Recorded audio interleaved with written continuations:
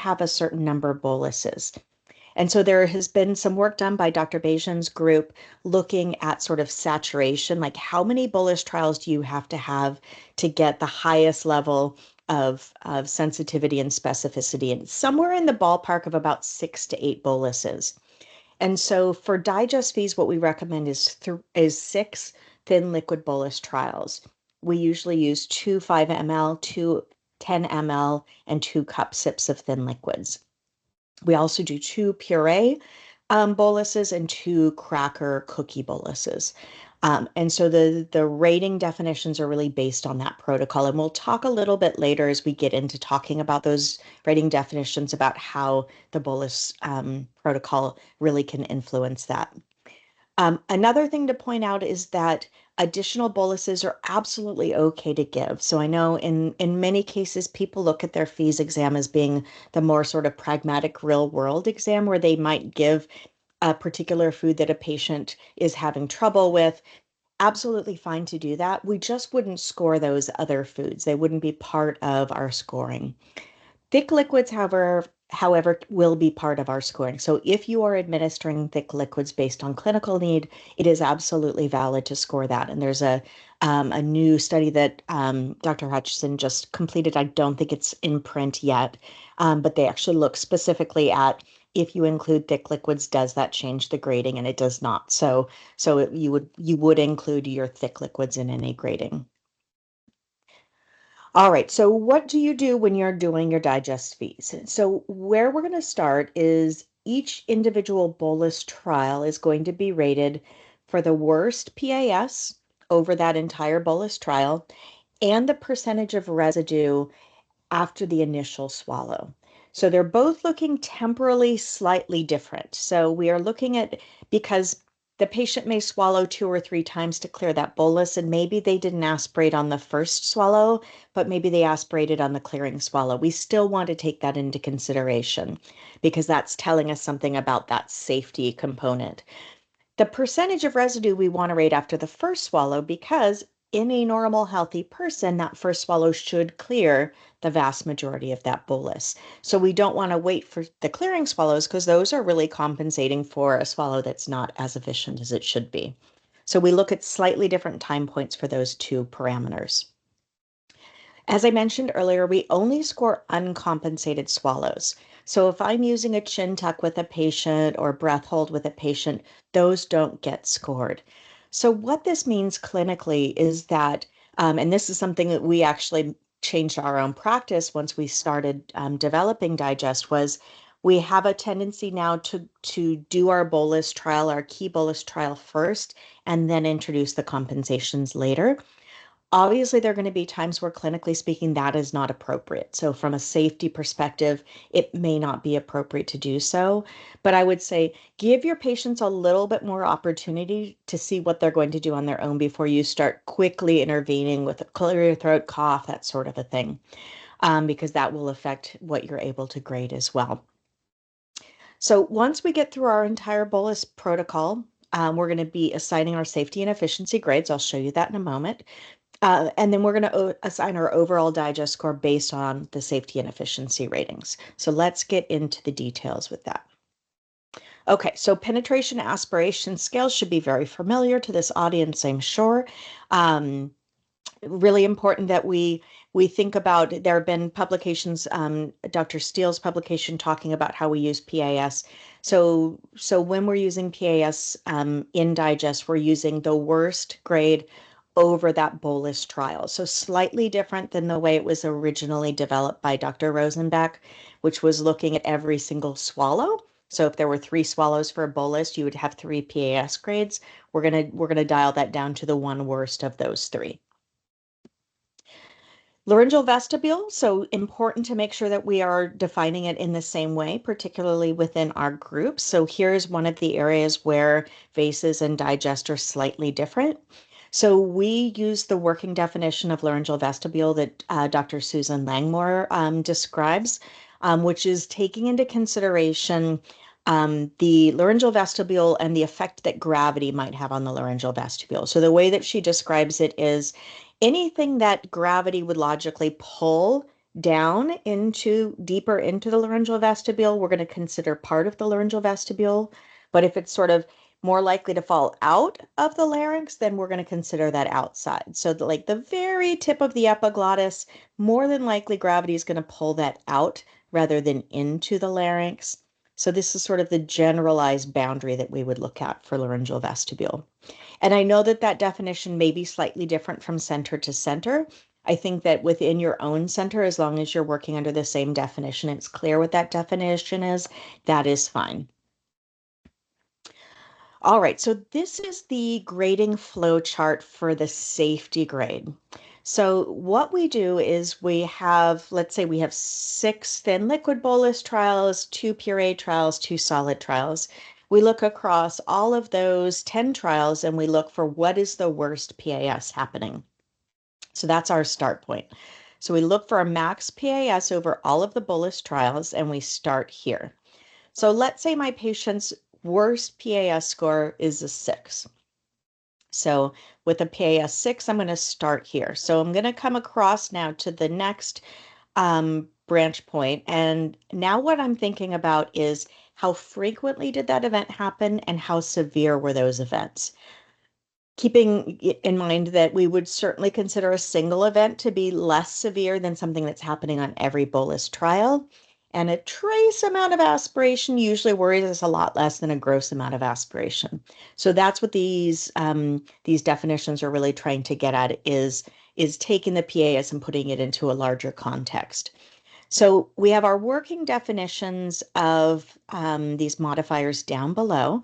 So we can have a single event, so something that happens one time.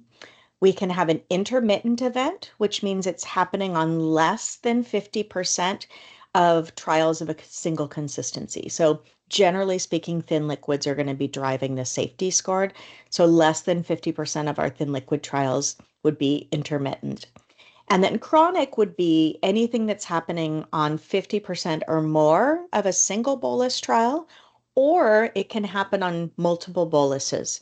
So if somebody has a PAS of 6 on thin liquid, and then we give them a mildly thick liquid, and they also have a PAS of 6, that's going to put them into a chronic grade. So it's important that chronic can happen for 2 different reasons. It can happen because it's 50% or more, or on more than one bolus consistency. And then when we come over to the amount of penetration aspiration, we can consider things to be trace. So that's just that little tiny drip, little tiny coating that we might see. It can be gross, which is more than 25% of the bolus volume, and then sort of in between that, the neither trace nor gross. So we're going to think about both of those things, frequency and severity, as we branch over. So if somebody has a PAS of 6 that happens in one occasion and it's not a gross amount, that would be considered grade 1, meaning a mild degree of impairment. If, however, it was intermittent or chronic, meaning it's happening more frequently, that would take that over to being a grade 2. Now, there's one little thing that got added. So this is based on Digest version 2, if you're familiar with fluoro, which was that what we were noticing happening once people started using this clinically is you would get an individual who had a single event of trace aspiration. So a PAS of 7 or 8, but it's only happened one time. But that same person had, let's say, 4 events of PAS 6. So if we hadn't had that one aspiration event, that would have put them at a grade 2. But because they had a single trace aspiration and we go on the worst PAS score, they were actually at a grade 1.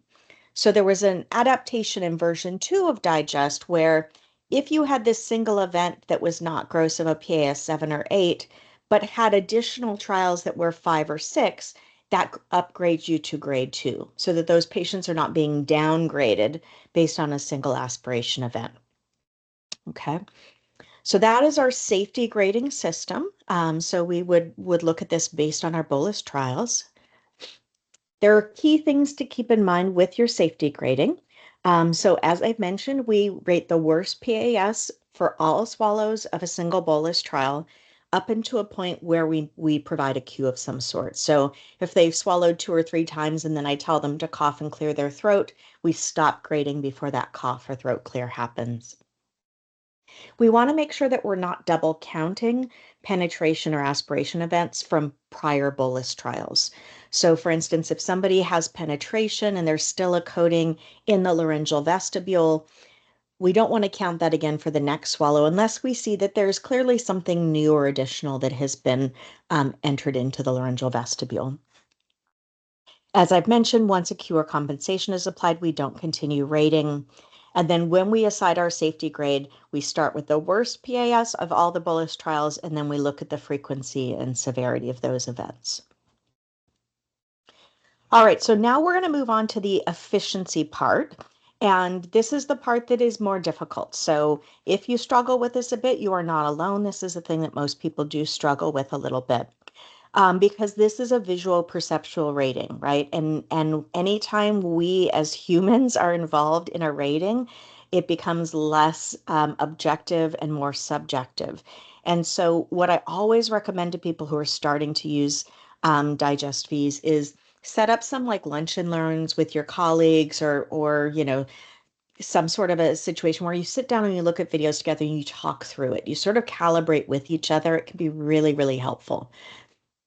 When we're measuring residue for the purpose of Digest Fees, we are thinking about what is left in the pharynx, and that is impacted by how big the bolus is and what are the sizes of the pharyngeal recesses and the pharyngeal structures and the laryngeal structures.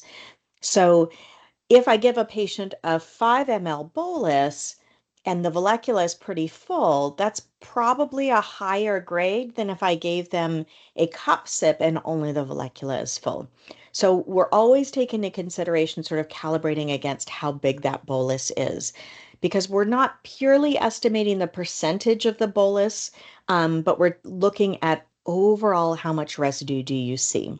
And that was based really heavily on Jessica Pasegna from Boston University's work, looking at how do we as speech pathologists most reliably rate residue. And this concept of overall how much residue do you see seemed to be the most reliable method. So that's what we're looking at envisioning as we rate these. So here is our efficiency grading scale. If you're familiar with Digest for Fluoro, you'll notice that it's slightly different in terms of the percentages.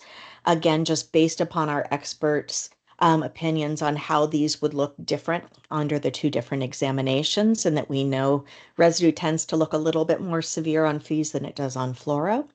So our buckets are less than 10% residue, 10 to 33% residue, 34 to 66%, or greater than 66%. And here our modifiers are based predominantly on the bolus types. So we would expect somebody with residue of only solids to be less impaired than somebody who has residue of both solids and liquids, for example. So you can see, for example, if somebody has 34 to 66% residue, the modifier would be, is it only happening on the cracker and cookie, or is that also happening on liquid or pudding boluses? As we get up into the greater than 66% residue, we can see, is it happening on any but not all of bolus types, or is it happening on all bolus types presented? So here are just some pictures to sort of, again, give you a little bit of calibration to sort of how we envision these different grading levels. So a grade of less than 10, certainly you can see some coding. You can see a little bit of contrast remaining in the pharynx, but it's sort of, I think about it along the same lines as how Dr. Bonnie Martin Harris described residue on the MBS IMP scale. So thinking about it being sort of scoopable. So this less than 10% to me would be, you really kind of can't scoop much up in that area. You might be able to, stick a Q-tip down there and soak up some, but you're not going to stick a spoon in there and scoop up anything substantial. So as we get into the 10 to 33 range, that's where we're starting to get a little bit more collection, a little bit more actual pooling or scoopable residue in the pharynx. So you can see if this was just a teaspoon of puree, that's probably at least 10%, but less than a third. Then we can come over here to a 34 to 66% of a solid. So if we gave somebody a bite of a cookie, this very easily could be about half of that bite that we see filling the side of the pharynx here. As opposed to with a puree bolus, we can see again probably more than half of a teaspoon of puree.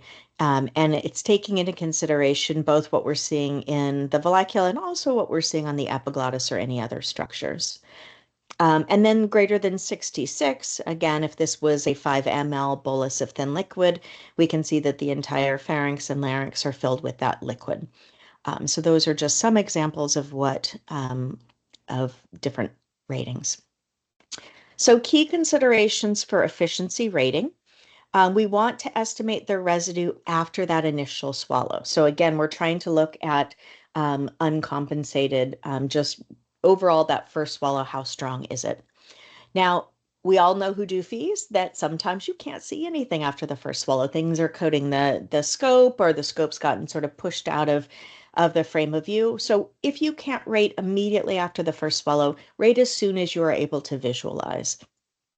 And then again, as I mentioned, the amount of residue is that approximation based on the size of the bolus and the degree of pharyngeal filling. And so here is just an example of the timing of rating residue. So we can see that is the point where we want to rate after that initial swallow, not after the clearing swallow.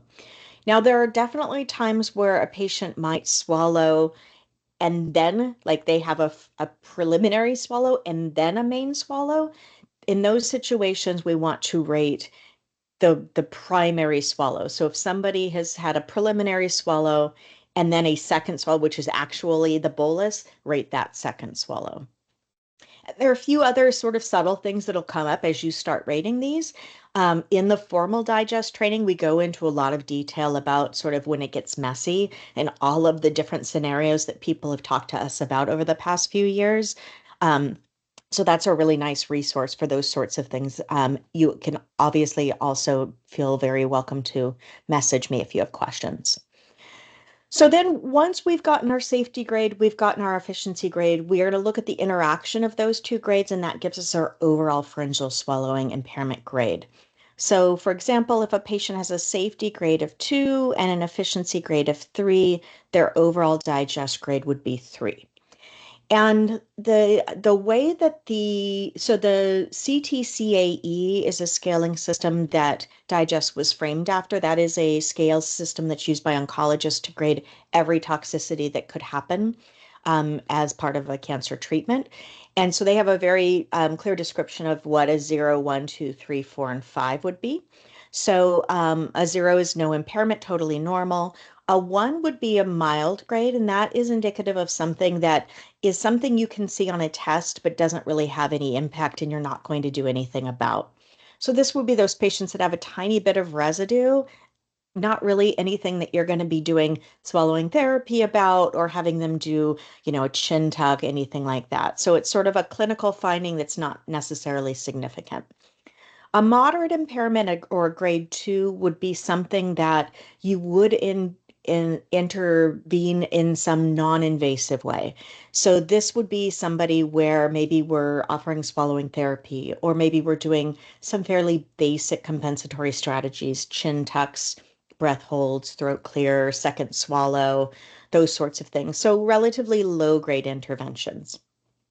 As we get into grade 3 would be indicative of a severe impairment. This is somebody who now is going to need probably something more invasive as an intervention. So these might be people who were thinking about feeding tubes potentially because their swallow is so inefficient they can't maintain their nourishment. Maybe we're thinking about dilation. Maybe we're thinking about tracheostomy. So those sort of more invasive interventions. And then the grade 4 is considered life-threatening. These are the people I always think, these are the ones who, as soon as I finish that swallow evaluation, I'm on the phone with the referring physician because something needs to be done now, not 2 weeks from now. Grade 5 is death, and thankfully most of our patients don't die during our swallow studies, so we don't usually have a grade 5.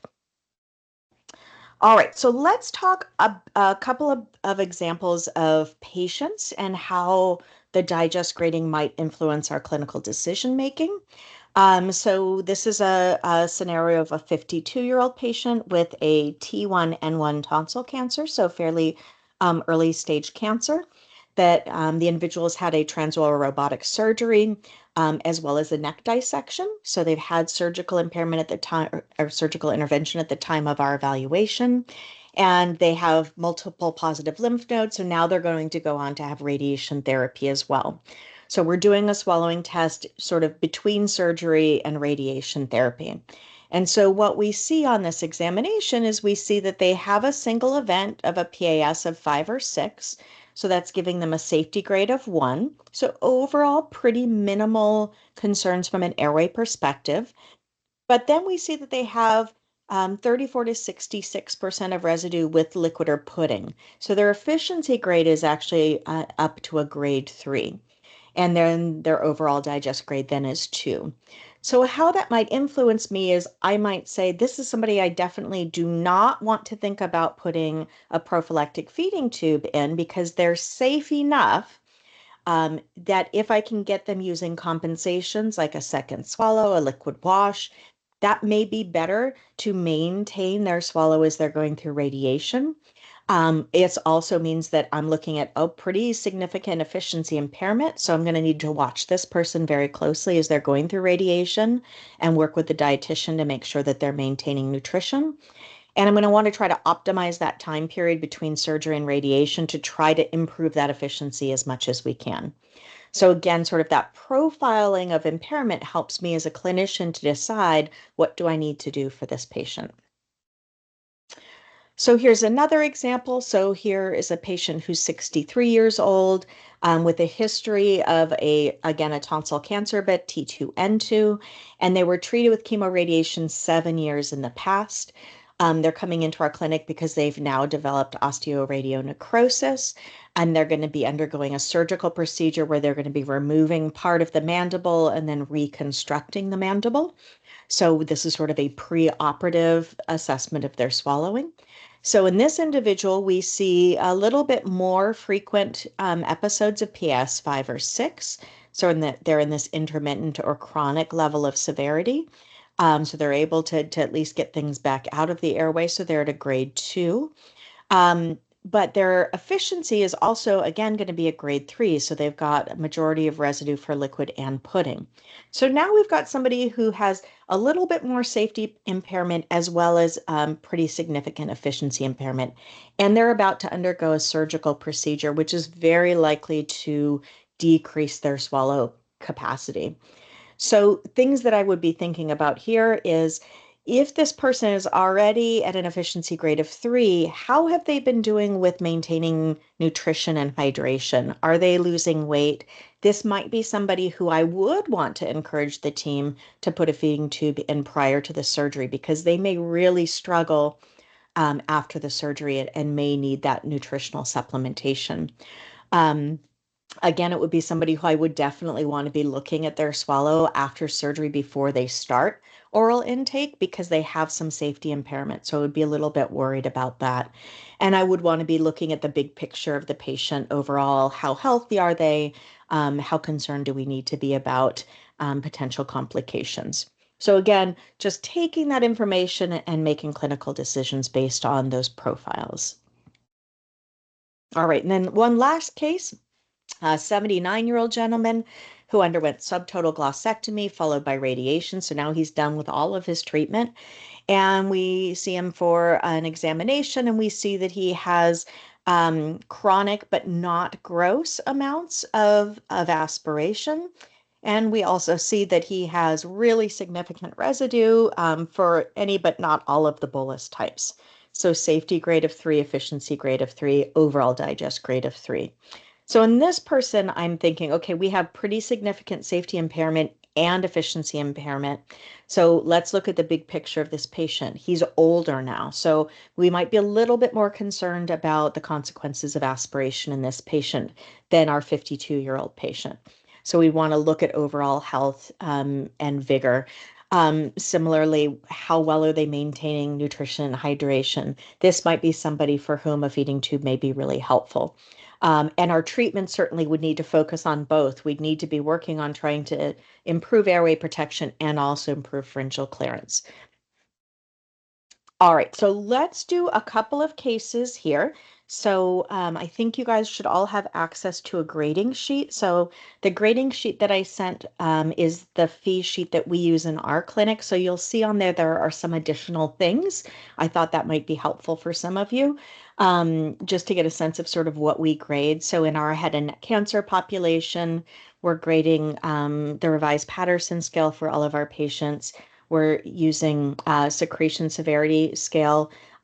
We have used both the Murray scale as well as the New Zealand scale. We go back and forth on which one we like better. And then we use our digest fees. And so you can see we've got sort of a place where you can check for each bolus type, the PAS grade, and also the severity of residue. And what we do in our practice, we're very fortunate that we have medical assistants that are with us.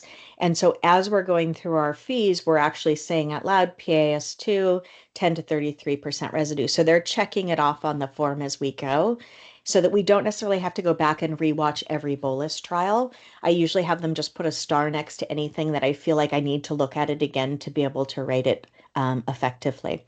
Um, so what we'll do is we'll go through some videos. If you have the form next to you, you can kind of check things off or just write it on a sheet of paper next to you.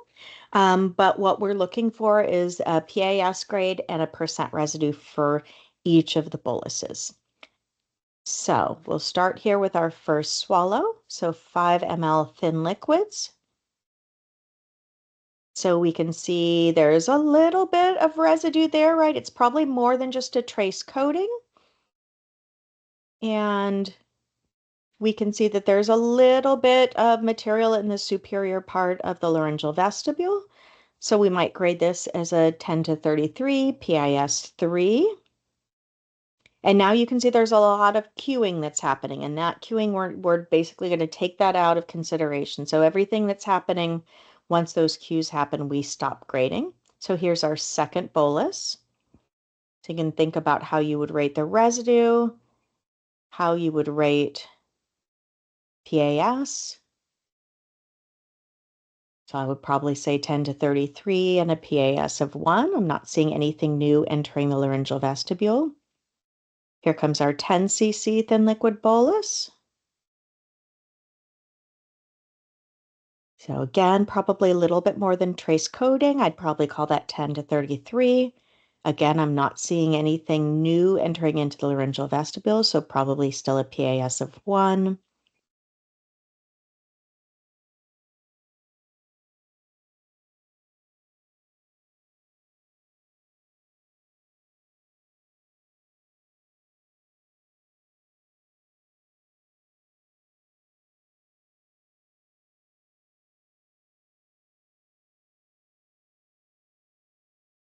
We can see there a little interrytenoid.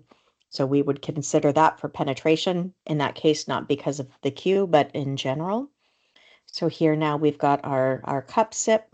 We can see a little bit more material going through that interrytenoid space. So we'd probably rate that as a PAS of 3 unless we can see anything further down. And again, residue, I would estimate that to be in that 10 to 33 range. So a mild degree of residue.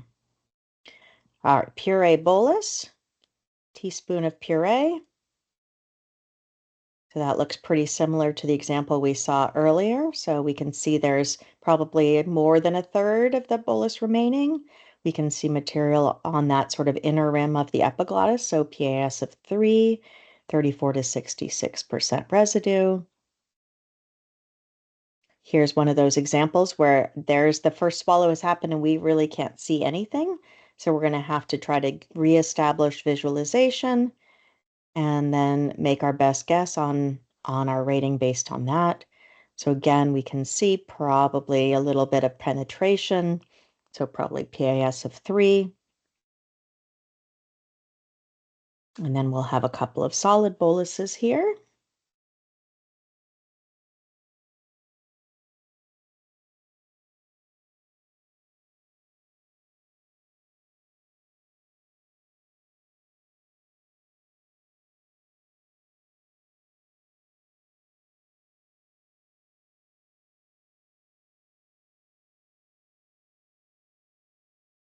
right? So looking at probably somewhere in the ballpark of about half of that solid bolus.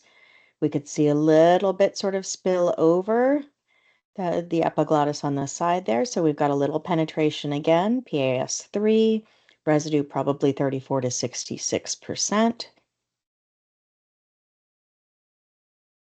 And you can see again some cues that are going to happen here.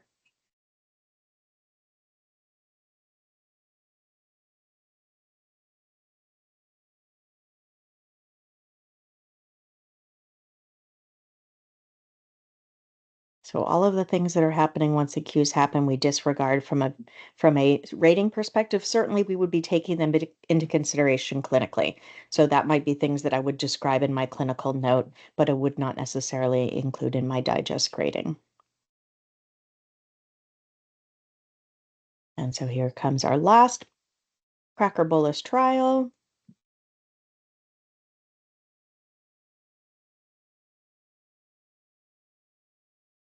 And this time it looks like pretty close to all of that entire cracker bolus. So now we're talking about probably in that greater than 66% range. Again, clinicians appropriately introducing things like liquid wash, but those would not be considered for our grading. So then if we go to our rating form, so this is just a different version. This is our sort of research version of our rating form.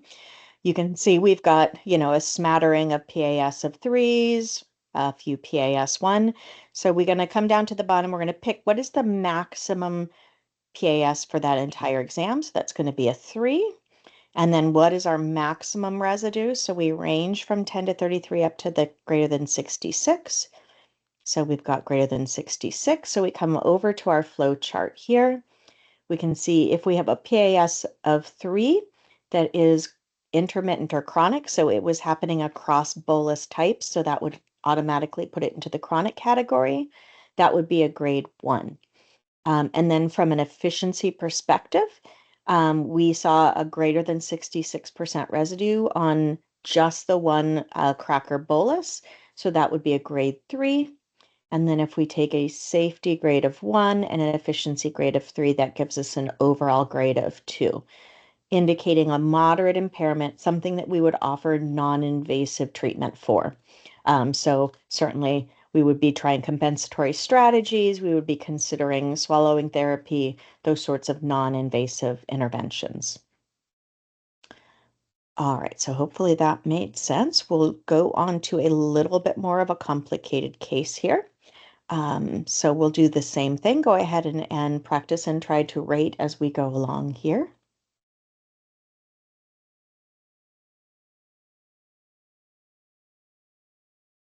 So 5 cc thin liquid bolus. We're seeing a little bit more collection than we were seeing earlier, so we're probably more in that 34 to 66. We can see there's material that's going down to the vocal folds, but not dipping below the vocal folds at this stage. So we probably rate this as a PAS of 5 and a 34 to 66 for residue. So second 5 ml bolus. Again, you can see it's a little messy here. We're having a hard time seeing after that initial swallow. And overall, this is looking very similar to the previous swallow. We're seeing about a third of the bolus remaining in the pharynx. We see material that is coating in the laryngeal vestibule. It is obvious that there is more material here now than there was at the end of that first bolus trial. So we would not consider that a double count to consider this a PAS of 5 again. There are going to be times where it's really helpful to get the patient to clear the pharynx or clear the larynx so that you can rate more effectively. So that's certainly a reasonable thing to do. So again, 10 ml bolus, a little bit difficult to see after the initial swallow. We've got probably about a third residue. Again, we've got new material entering the laryngeal vestibule, everything staying above the level of the true vocal folds or at the level of the true vocal folds, so PAS 5. Same thing here. When we first are able to see, there seems to be a fairly reasonable collection of residue. Again, we're seeing new material entering the laryngeal vestibule. reaching down to the true vocal folds, but not falling below.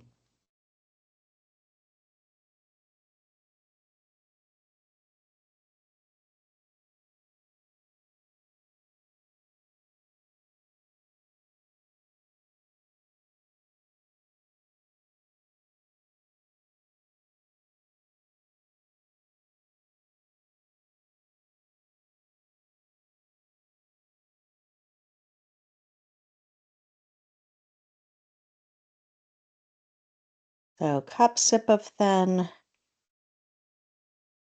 Again, we're having a hard time seeing after the initial swallow, but there seems to be probably somewhere in the 34 to 66% residue range. And now we're really watching for whether or not that material is remaining above the vocal folds or falling below the vocal folds. There we have clear evidence of aspiration and a lack of response to that aspiration. So the clinician appropriately asked the patient to cough, but they didn't cough on their own. So that would be PAS of 8.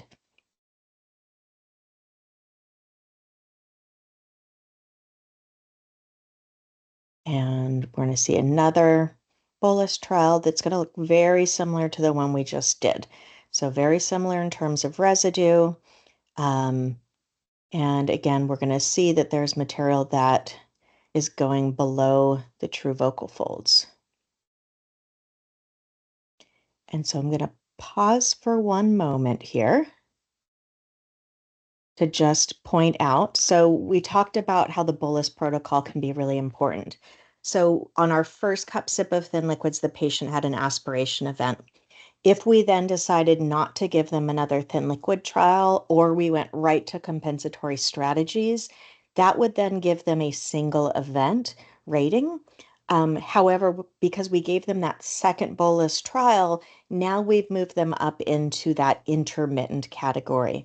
So you can see where the bolus protocol might have influenced our safety grading in this particular case. All right, let's watch the puree and solid.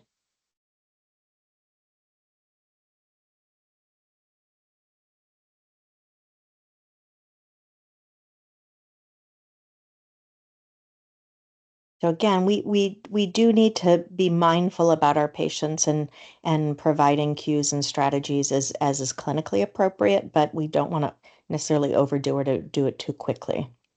So here we can see with the puree, we can rate at that point. That certainly seems to be the majority of the bolus.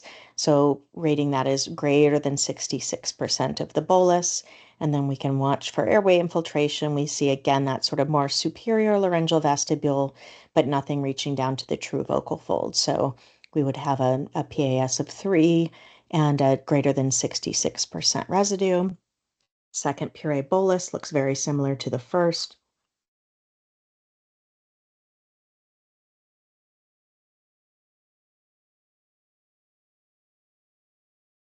So again, greater than 66 on the residue. Again, penetration of superior larynx, so PAS of 3.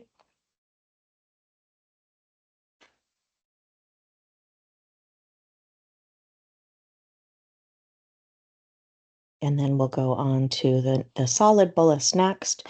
Now, the one thing I do want to point out from a safety grading perspective, because this question comes up often, is what happens if the patient aspirates on their first two 5 ml boluses and their 10 ml bolus. So they're aspirating on all three of those. At that point, you don't need to keep giving boluses because you've already reached that 50% mark. So you've already had 3 of 6 trials where they've aspirated. So at that point, it would be appropriate to shift to a thick liquid or whatever else you wanted to do for your exam. So there are scenarios where you can think about the rating rules and alter your bolus protocol as appropriate.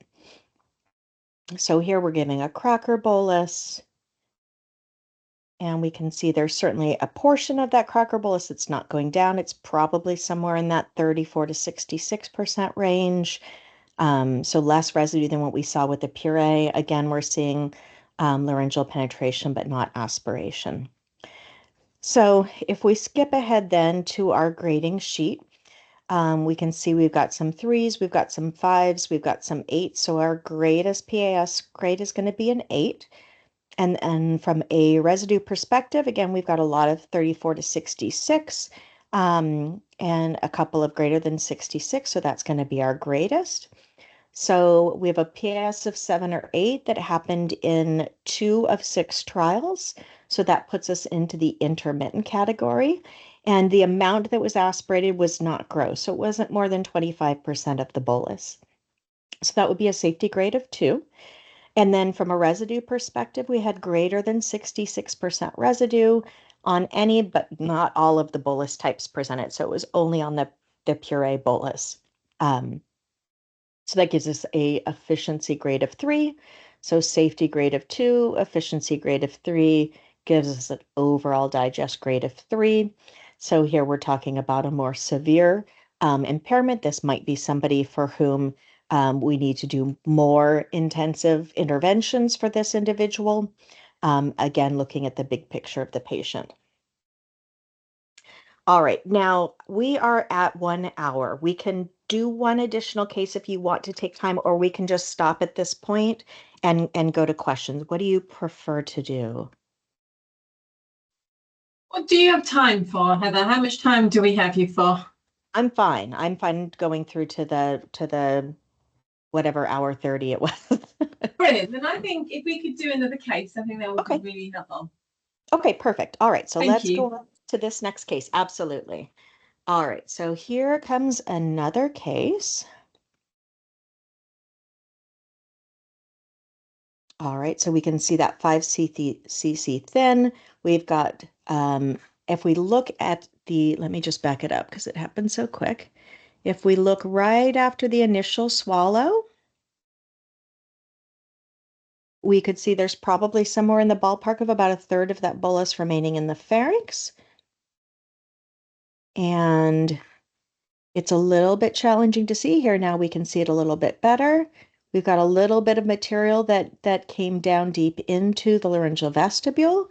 So we'd probably go back and look at that a little bit more closely if we had time to see did it actually reach to the vocal folds or not. So it could be that it's a PAS of 3. It could be that it was a PAS of 4. So we're going to go on to our second thin liquid bolus.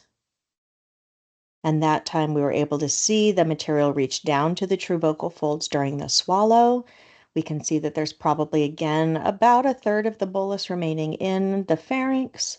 So we're probably looking at PAS of 5, 10 to 33% residue.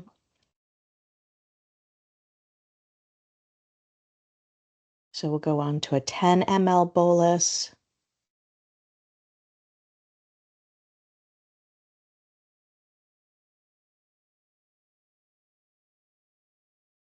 So again, there we can see during the swallow, because there's no laryngeal vestibular closure, we can see material reaching to the true vocal folds. We can see the residue is probably in that 34 to 66% range after the initial swallow. But again, we're seeing no evidence of material going subglottically at this point.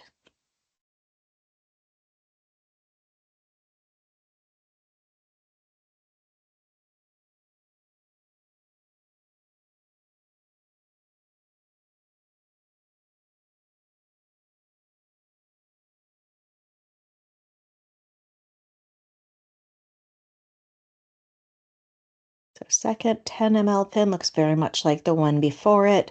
Again, we can see penetration down to the true vocal folds during the swallow. We can see residue both in the laryngeal vestibule and in the pharynx. So we're looking at a PAS of 5 and a residue of about 34 to 66%.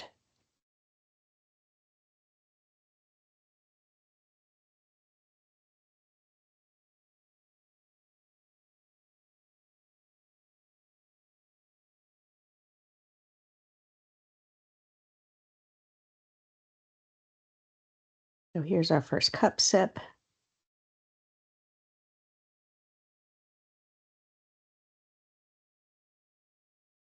Now that cup sip's going to be a little bit harder to rate from a PAS perspective because of the angle. It was really hard to see what happened during the swallow.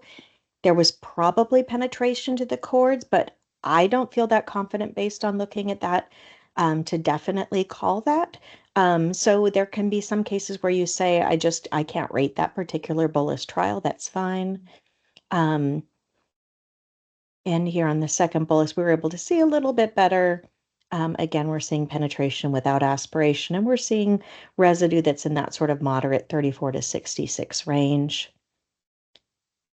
And then we'll see we go on to the puree boluses next after a couple of coughs and clears.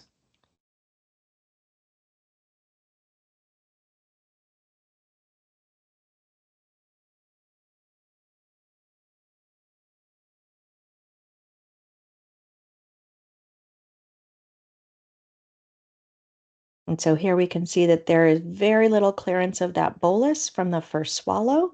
So we're looking at probably greater than 66%. And we're seeing some very superficial penetration high in the laryngeal vestibule, but nothing getting down to the cords. So probably greater than 66% and a PAS of 3.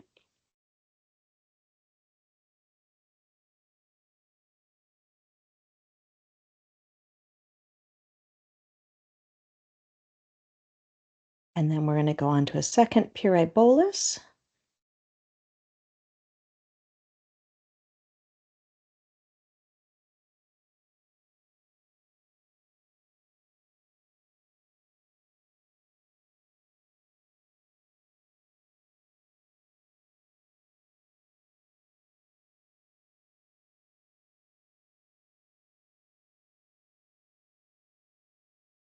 Liquid wash first. Let me see if we can skip this ahead.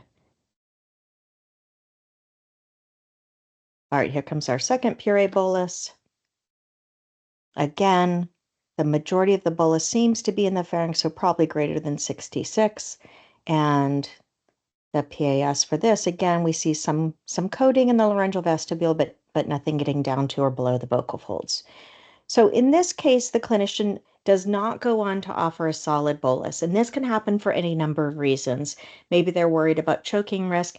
Maybe the patient has had dental extractions or is edentulous for another reason.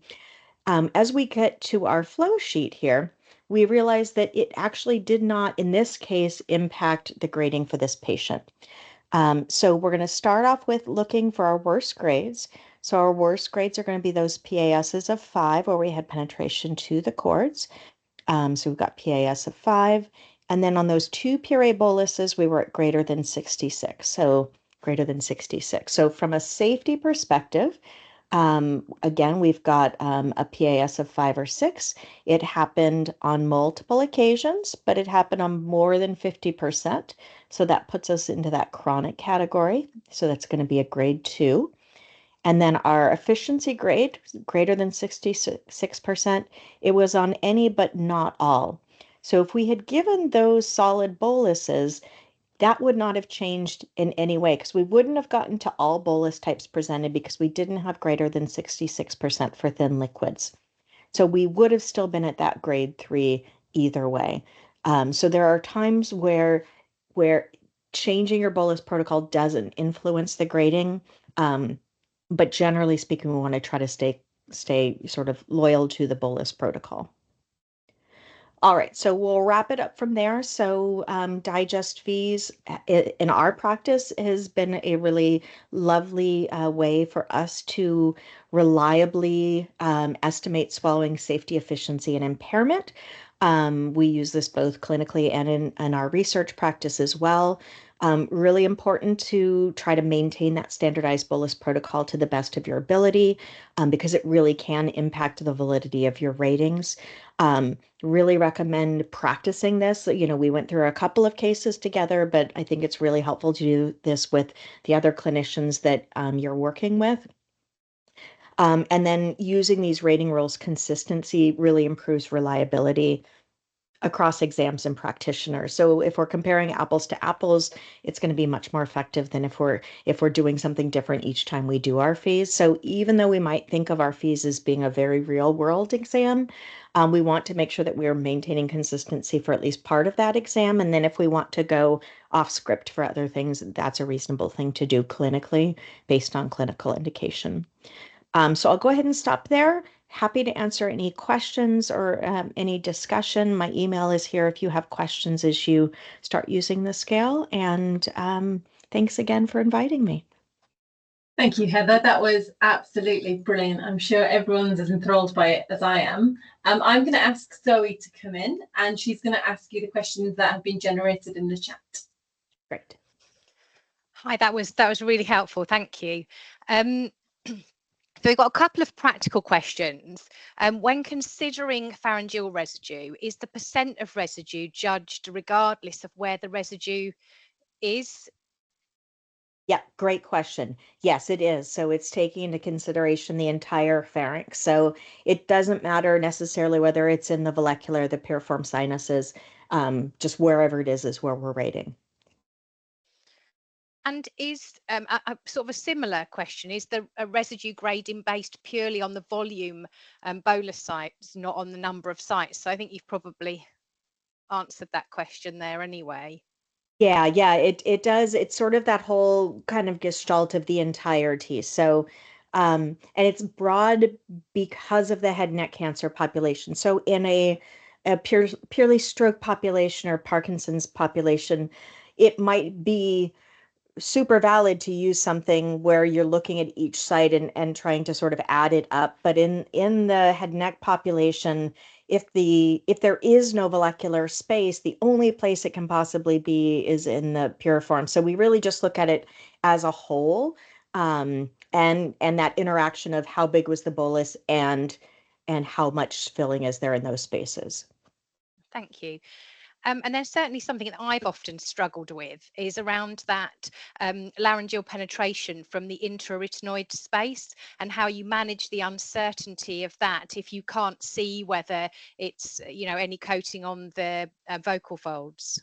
Yeah, and that's a challenge, right? That's one of the things that we know from FEES is that when you get that posterior penetration or like trace posterior aspiration, we just don't see it, right? It's really, really challenging unless your patient is totally insensate and you can get really far down in there, which most of our patients are not. Most of our clinicians are not comfortable doing that. So it's a problem that's not unique to digest. I think it's just a problem that's unique to the tool that we're using. And I think we just have to do the best that we can. So I always say I really want to see evidence of things before I sort of count it against the patient. So if I suspect something maybe was aspirated posteriorly, but I can't see it and there's no evidence, I don't hold that against the patient. I might then say, I really need fluoro to confirm this, if it's something that's worrisome for me.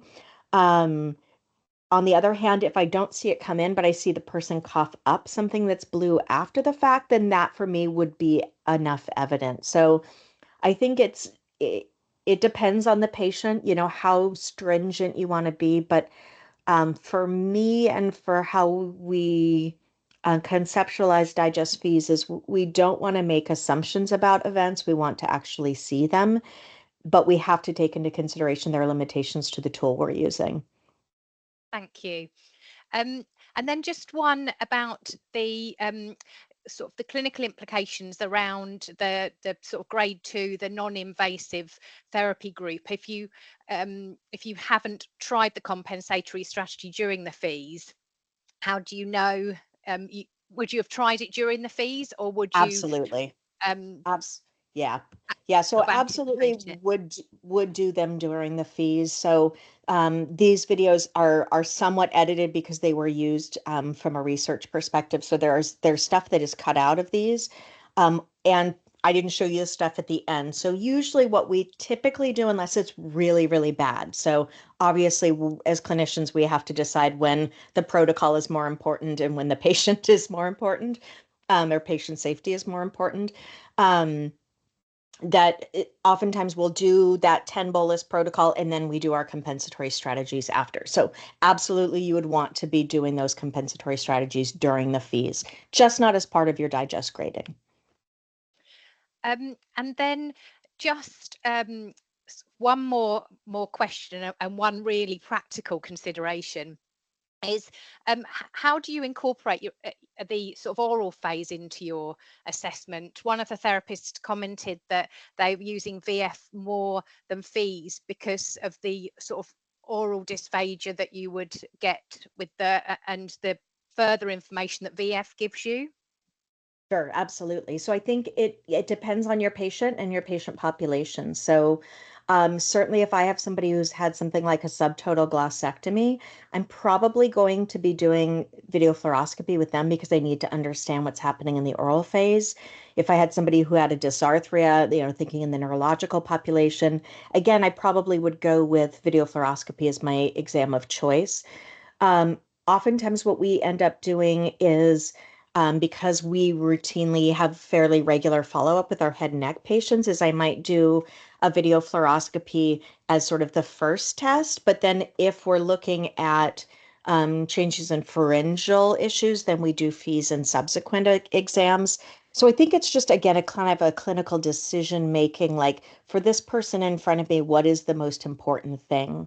If I have an oropharyngeal cancer patient, I'm much more concerned about their pharyngeal swallow than I am about their oral phase, unless their oral motor examination or cranial nerve exam is showing me something, and then I might want to do the fluoro. So I think it's taking your patient in consideration and deciding for that patient what's the most important thing, or what am I really looking for?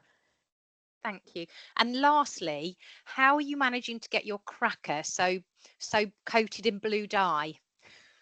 Yeah, so we use it's a food grade gel dye, and we actually put a single drop of that on our graham cracker, and it is it's a pretty dense and intense color. Our patients routinely leave. Everybody in the waiting room knows who they saw, because they walk out with a pretty blue mouth. So we find that the gel food coloring tends to give us a really nice contrast compared to more of a liquid dye. The other thing we do for our liquids, and that may not have been apparent on these videos because I think the change was made after some of these, is we use a bit of white food coloring with our blue so that we get the opacity, but we still get the blue contrast. So that the pure white doesn't work great in head and neck cancer patients because their secretions are white, and so it makes it hard to tell. But the opacity really can help you to distinguish between like a glisten that you might see with just blue dye versus, oh yeah, no, that's definitely bolus that I'm seeing. Thank you so much. That's all the questions. There was a sneaky one that came in at the end, Zoe, that I've just seen. Sorry. Which was, how do you rate the residue when the patient already has pooling of secretions? Great question. So if there is a way to try to clear things out before we start the bolus trial, that is usually the first thing that I would do. So I would rate their secretion scale or their secretions using whatever secretion scale. Then I would probably try to have them cough, clear, swallow, whatever, to get it to clear out.